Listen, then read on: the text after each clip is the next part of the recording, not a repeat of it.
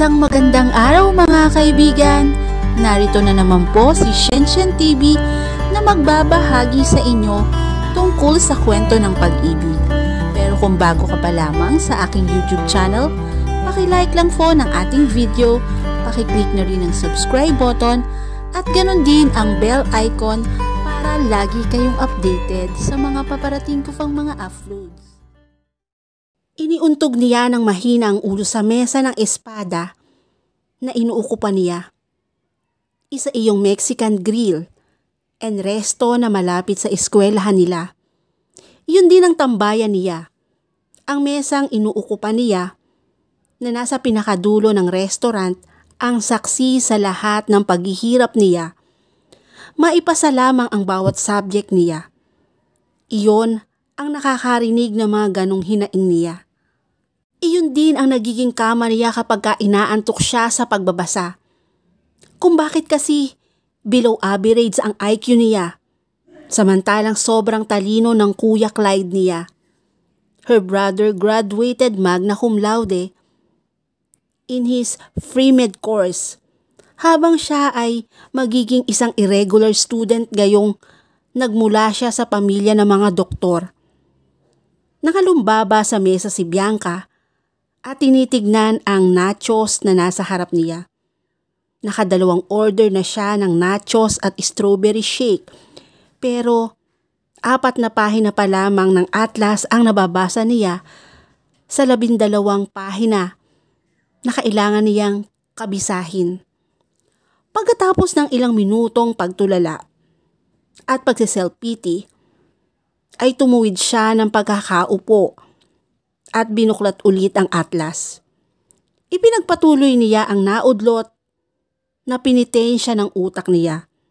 Lalo siyang nainis nang ibalik niya ang tingin sa atlas at sinubukang kabisahin uli ang bawat buto ng palaka. Ano ba naman kayong mga palaka kayo? Ang liliit nyo pero ang dami nyong buto. At bakit pa pinapagod ko ang sarili ko sa pag-memorize ng mga buto nyo, ha? Ang mga buto ko nga hindi ko kabisado. Nakakaasar kayo. Masyado nyo akong binibigyan ng problema. Nakita mo ba tong pimple na to? Ito na nasa noo ko? Ikaw may sala nito. Kayo na mga kalahi mong kokak. Bakit ba hindi nyo na lamang ginaya ang mga uod na walang buto? Nabitin sa ere ang paglilinta niya ni Bianca sa walang kamuwang-muwang na illustration ng palaka sa atlas niya at nakataas ang isang kilay na binalingan ang pinanggagalingan ng boses na yun. May isang lalaki na nakaupo sa kabilang mesa. Halos 1 dangka lang ang layo ng mesa nila. Kaya tiyak niyang narinig nito ang mga sinabi niya. Pero ano ang karapatan nito na asarin siya? Hindi nga sila magkakilalaw Dumampot ito ng ilang piraso ng onion rings. Isinubo ang mga yun at parang nang iinis ng ngumuya. At nang dumighay ito, sa halip na barb ay ribit ang tunog na nilikha nito. Pinaningkitan niya ito ng mga mata. Hoy lalaking may hawak na makapal na libro at may suot na makapal at pangit na eyeglasses. Tawag niya rito, ngunit parang hangin lang na dumaan ang boses niya sa mga tenga nito. Nagpatuloy lang ito sa pagnguya at pagbabad ng mga mata sa librong binabasa. Bingi ka ba? Narinig kita. Walang ganang sagot nito. Pagkatapos ay nilipat nito sa susunod na pahina ang librong binabasa. Bakit hindi mo ko tinitignan? Kinakausap kita Pero tila wala pa rin itong narinig dahil hindi pa rin siya nito pinapansin. Nadagdagan tuloy ang inis niya. Alam mo lalaking nerd, nakakainis ka na ha? Natigil ito sa pag-inom ng fruit drinks at tumaas ang mga kilay. Maya-maya ay tumawa ito ng mahina. Hindi ako nerd. Ayoko lang matulad sa ibang tao na 4 na pahina pa lang ang nababasa. Kung makareklamo ang akala mo, 4 na chapter na ang natapos niya. Wika nito na halatang pinasasaringan siya. Hinarap niya ito. Hello! Hindi ako nagbabasa. Nagme-memorize ako. Hindi lang simpleng pag-unawa sa principles ang ginagawa ko. At mahirap to, no? Ang isang pahina na kinakabisado ko ay katumbas ng isang chapter sa libro mo. Bago mo makabisa ang isang salita, binabasa mo muna yon. So, technically, nagbabasa ka pa rin. At madali lang yung mga minememorize mo. Nakayuko ito kaya hindi niya gaanong mabistahan ang mukha nito. Ang yabang mo! Ano ba kaya ang mga pangit na katangian ang malalaman niya tungkol sa lalaking ito? Imagine, halos 10 minuto pa lang silang nagkakaroon ng interaksyon, pero kaya na niyang gumawa ng 40 reason why I hate this guy. Nakalalagyan ng mga hindi ka nais-nais na bagay tungkol dito. So, sinasabi mong madali tong pinag-aaralan ko? Sige nga, bibigyan kita ng 20 minutes para memorize mo ang lahat na nasa page na to. Tignan natin ngayon kung ma-memorize mo nga ang mga cell nito. Hindi tuminag ang lalaki. Ni hindi ito nag-react. Marahil ay natahimik ito at gustong umayaw sa hamon niya. Pues, hindi niya ito papayagang umurong. Gusto niyang kainin nito ang sinabi nito na madali lang ang mag-memorize. Tumawa ng pagak si Bianca nang hindi pa rin ito sumasagot. Bakit hindi ka nakaimik?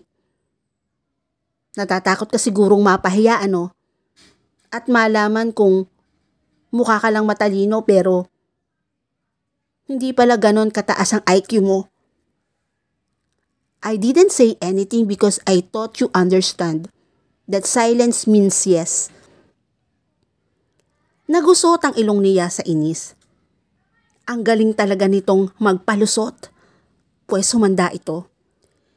Sinimulan niyang maghanap ng isang pahina na may mahihirap na salita para mahirapan itong i-memorize yun.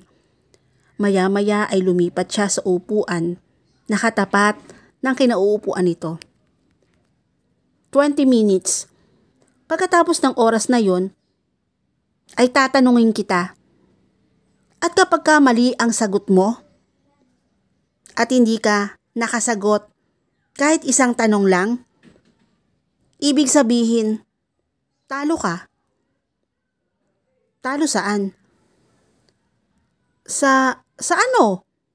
Shit. Hindi nga naman pala pustahan ito. Tumikim siya. Let's make a deal. Kapag ka natalo ka, aaminin mong mayabang ka. Masama ang ugali. Piling matalino. Nakikialam sa nananahimik na tao. Paano kung manalo ko? Well, bahala ka. Kahit anong gusto mo. Ilang segundo tila nag-iisip ito.